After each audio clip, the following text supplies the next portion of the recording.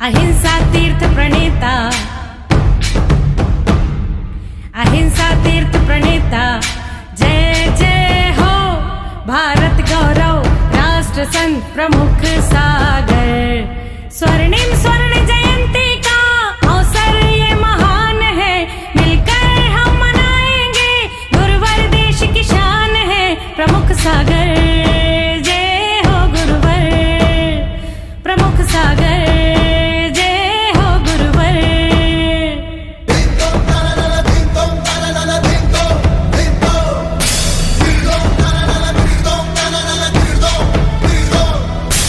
Last 50 number के श्लोक में बहुत सारी बातों को छोड़ते हुए वो दो बातें कहना चाहते हैं,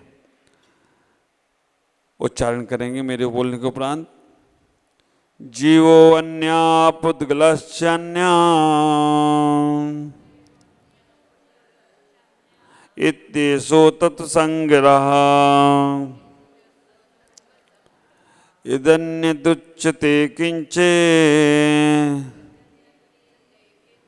सो अस्तु तस्यैव विस्तरा। पुष्पा स्वामी यहाँ पर कह रहे हैं, जीवो अन्या पुद्गलश्चन्या इत्येषो तत्संग्रह यदि अन्यदुच्यते किंचित् सो अस्तु तस्यैव विस्तरा। जीव जुदा है, पुद्गल जुदा है, यही तत्व का सार है, बाकी तो सब इसका ही विस्तार है। आचार्य यहाँ पर कह रहे हैं, कहाँ पड़े तुम गुलस्तान के चक्कर में। आचार्य यहाँ कह रहे हैं, कहाँ पड़े तत्व के चक्कर में, कहाँ पड़े द्रव्य के चक्कर में, कहाँ पंचस्ती का है, कहाँ पूजा, कहाँ पाठ, कहाँ स्वाध्याय, सब छोड़ो छाड़ो झंझट। उन्होंने अभी तक जो कहा और अभी तक कहने के बाद वो खुद ही कह रहे कि अब ये सब चीज़ें छोड़ दो जो मैंने कही थी। वो तो केवल तुम्हारा मन लगाने के लिए कह रहा था कि भाई बाहर से निकल के अंदर में पहुंच जाओ। बाहर की प्रवृत्तियों में उन्होंने कह दिया, दिग देश से खगा इतने सब मसंती नगे नगे विराद का आदि सारी की सारी बातें जो उन्होंने की, और इस वाली में उन्होंने कह दिया कि वो सब 49 बातें 49 श्लोक में केवल आपका मन लगाने के लिए मैंने बताया था कि संसार ऐसा है, संसार वैसा है, ऐसा करो वैसा करो, परिवार ऐसा रहेगा, आत्मकल्याण ऐसा होगा। लेकिन यहाँ उन्होंने सब कुछ खत्म करके कह दिया, जीव जुदा पुद्गल जुदा, यही तत्व का सार है, बाकी तो सब इसका ही विस्तार है। अब वो कहने का प्रयास आचार्य पुष्पा स्वामी कह रहे हैं कि अब तुम्हारा मंदिर तैयार हो गया है, शिखर तैयार हो गया है, कलशारोहण भी कर लिया है, अब केवल ध्वजा फहराना है। और वो ध्वजा फहराने की बात आचार्य पुष्पा स्वामी यहाँ कह रहे हैं कि इतना वो समझ में आ जाए, जीव जुदा पुद्गल जुदा, जीव अलग है और पुद्गल अलग है। और ये बात हमारे सारे आचार्यों ने, जब द्रव्य संग्रह की बात अगर कहते हैं आचार्य पुष्पा स्वामी, नेमिचंद सिद्धांत चक्रवर्ती जब द्रव्य संग्रह ग्रंथ को लिखते हैं तो वो भी यही बात को मंगलचरण में कहते हैं, जीवम अजीवम दब्बम हाँ जिणवर वसेण जैन निदेठम देविंद विंद वंदम वंदे तम सब बदा सिरसा। द्रव्य संग्रह का मंगलचरण में कह दिया कि जीव और अजीव ही दो तत्व ऐसे हैं कि जिनके माध्यम से सब कुछ है। इन दो को समझने का प्रयास करना है।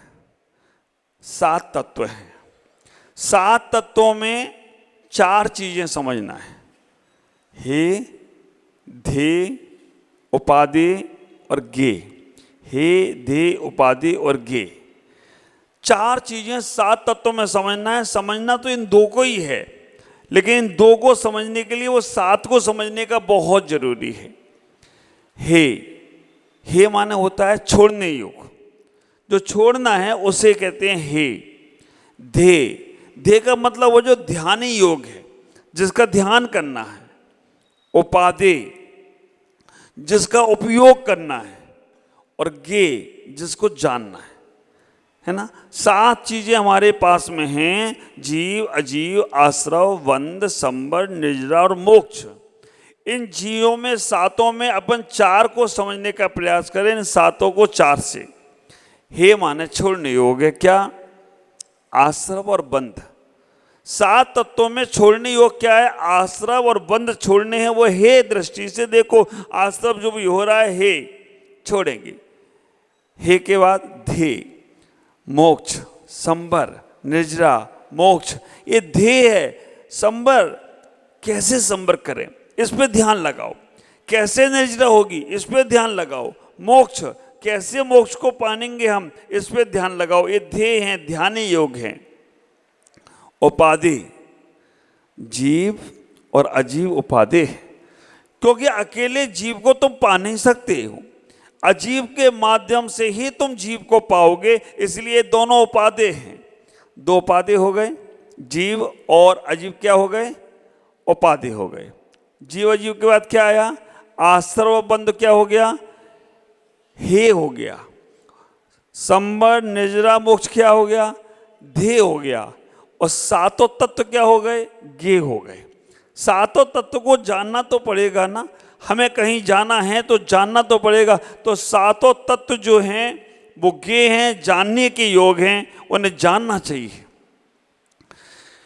हे को छोड़ना चाहिए, ध्येय को ध्याना चाहिए, उपाधि को उपयोग में लाना चाहिए।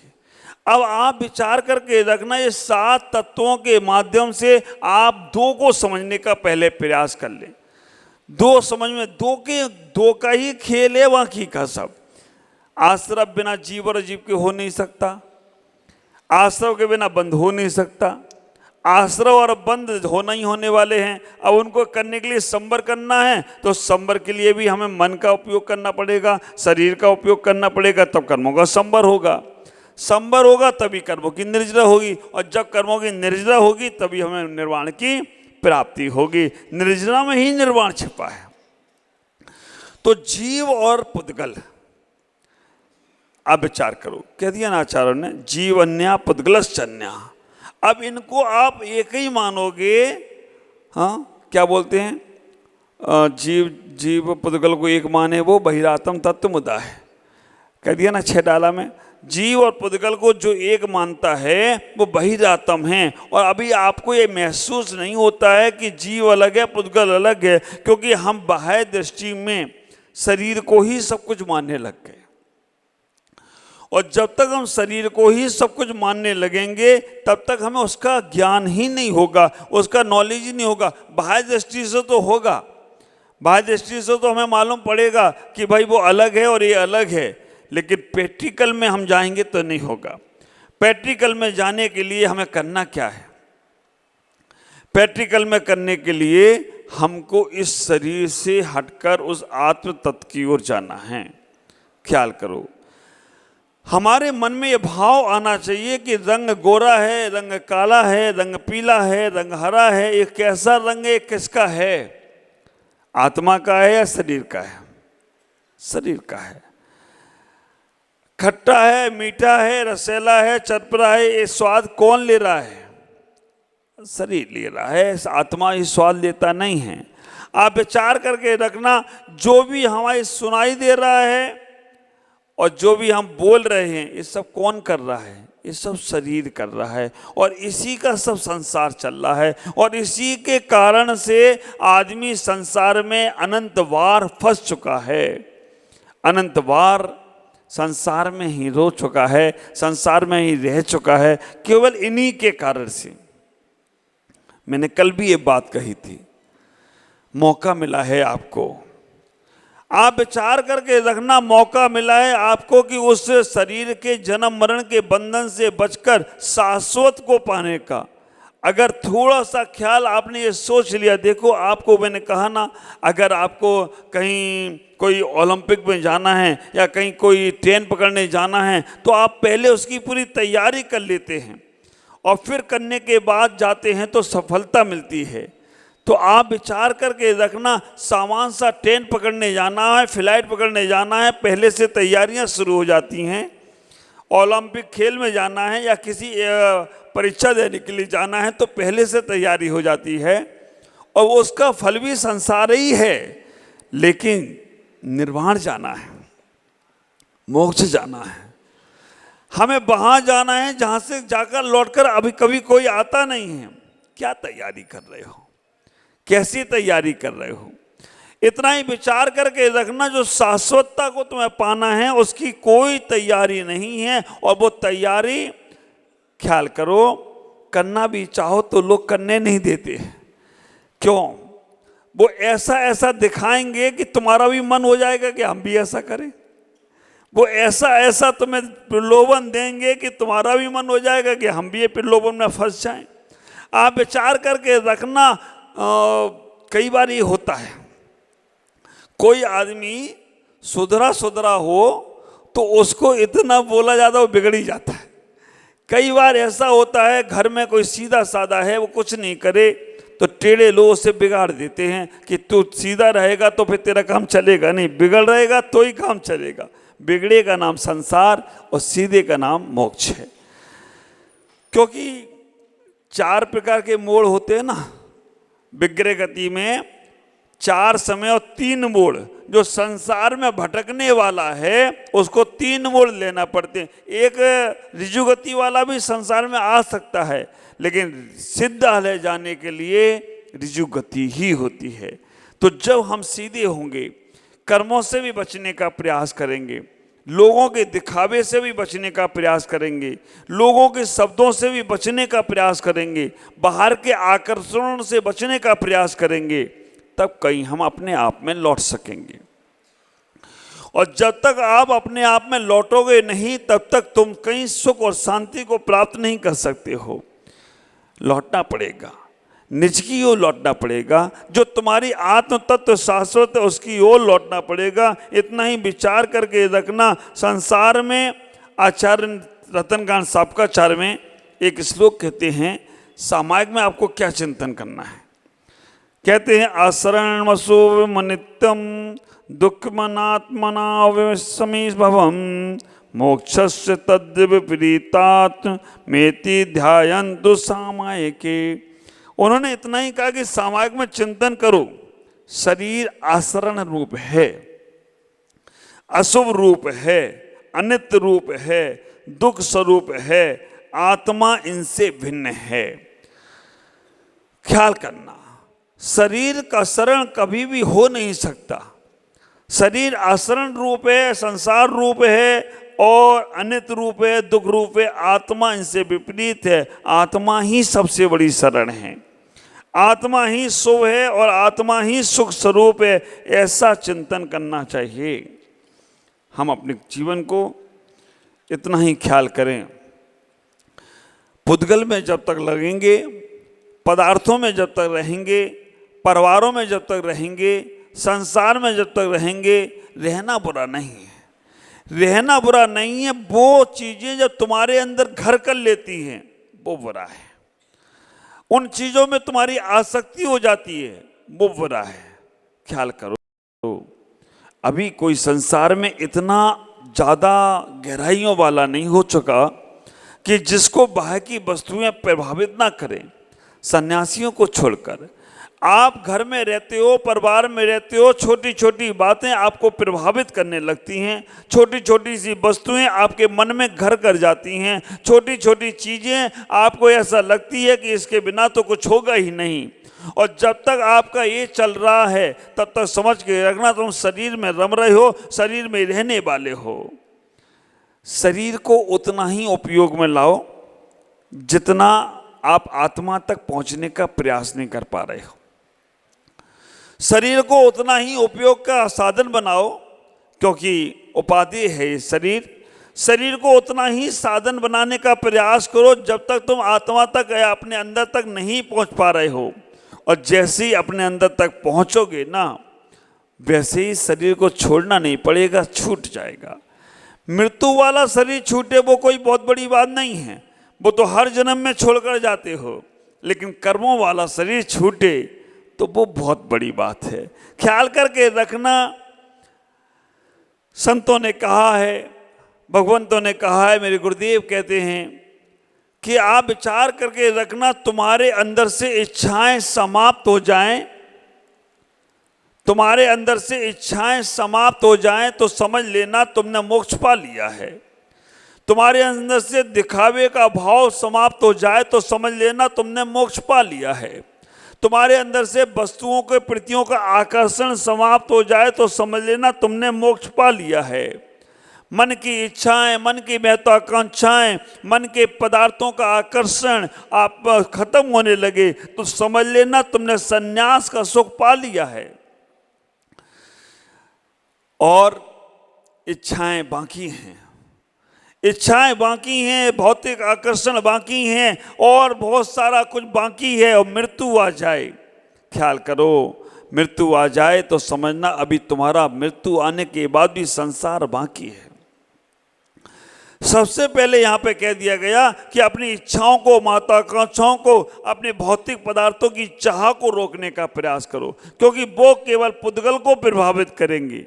और जब तुम अपने आप को समझने लग जाओगे तो इनमें फंसोगे नहीं, करना पड़ेगा, मजबूरी का नाम होगा, लेकिन उसमें आसक्ति नहीं होगी, उसके प्रति तुम्हारे अंदर लगाव भाव नहीं होगा, उसके अंदर तुम्हारे अंदर अटैचमेंट नहीं होगा। एक बार तो जाकर देखो, कभी कभी मुझे तो ये लगता है वो गाय घास खाकर दूध दे देती है। आप विचार करके रखना, वो गाय घास खाकर दूध देती है, काम करती है। कभी कभी तो ये लगता है वो जानवर, वो पशु भी अपने मालिक का इतना ख्याल रख लेते हैं, अगर कोई मालिक बंदर को पकड़ ले तो बंदर भी अपने मालिक का पेट भर देता है। कुत्ता भी कोई घर में पाल ले तो कुत्ता वफादारी में मालिक के लिए प्राण दे देता है। आप विचार करके रखना, सब कुछ कर देता है और तुम अपने शरीर के लिए उस मालिक को ही छोड़ दे रहे हो। आप ख्याल करके रखना, उस शरीर के लिए उस परमात्मा को छोड़ दे रहे हो, उस शरीर की ख्याली के लिए अपने सब कुछ धर्म ध्यान छोड़ दे रहे हो। मत करो, इतना ही विचार करो, जितना अपने अंदर भाव ला सको अच्छे परिणाम लाने का प्रयास करो। आज आचार्य यही कह रहे हैं, दो ही चीजें समझ लो, जीव और पुद्गल। जीव तुम हो, पुद्गल तुम नहीं हो। जीव को तुम्हें पाना है, पुद्गल को तुम्हें छोड़ना है। जीव ज्ञान दर्शन में है, पुद्गल स्पर्श रस गंध वर्ण रूप में है। जीव तुम्हारा अपना शाश्वत है, आया भी नहीं कभी, जाएगा भी नहीं कभी, वो हमेशा ही रहता है। केवल पुद्गल का ही एक सहारा है, वो उससे दिखता है। जब जीव सिद्धालय को चला जाएगा तो पुद्गल यहीं छूट जाएगा।